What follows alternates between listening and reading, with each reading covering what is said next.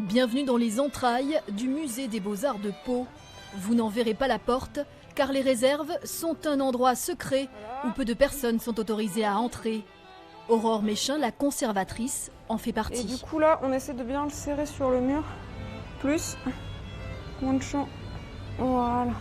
Ce matin, elle doit mettre de côté ce tableau de Léon Gustave Ravane, peintre français du 19e siècle, prêté à Cherbourg pour une exposition.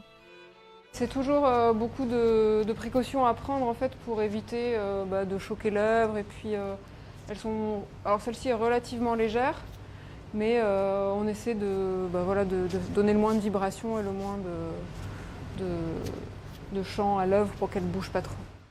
Ici, environ 4000 œuvres attendent d'être exposées. Des visages, des regards, qui sont bien plus que de simples images. Ces tableaux sont des matériaux organiques qui eux aussi vieillissent, se rident et s'abîment. Dans les réserves, ils restent dans le noir car la lumière est leur principal ennemi, la lumière et la chaleur. Ici, il fait entre 17 et 20 degrés toute l'année. Notre travail au quotidien, c'est d'essayer de ralentir cette dégradation, pas de la stopper parce que c'est une vaste entreprise, mais en tout cas de mettre tout un tas de procédés en route, ou en tout cas aussi d'avoir des gestes qui permettent de minimiser cette dégradation et ce vieillissement. Donc par exemple, on porte des gants, on utilise des matériaux non acides. Seule une centaine de ces œuvres sont exposées dans le musée.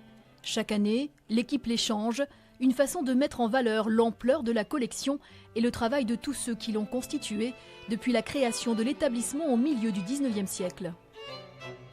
Toutes ces œuvres, elles ont été réalisées par des artistes pour qu'on les regarde. En fait, il y a plein d'artistes qui disent d'ailleurs qu'une fois que l'œuvre quitte l'atelier, elle leur échappe pour vivre leur vie en fait. Et c'est ici quand même qu'elles trouvent leur interaction avec le public. Et c'est pour nous un accomplissement de pouvoir les présenter une fois qu'elles ont été étudiées, restaurées, les donner à voir au public pour qu'ils découvrent la qualité de la collection.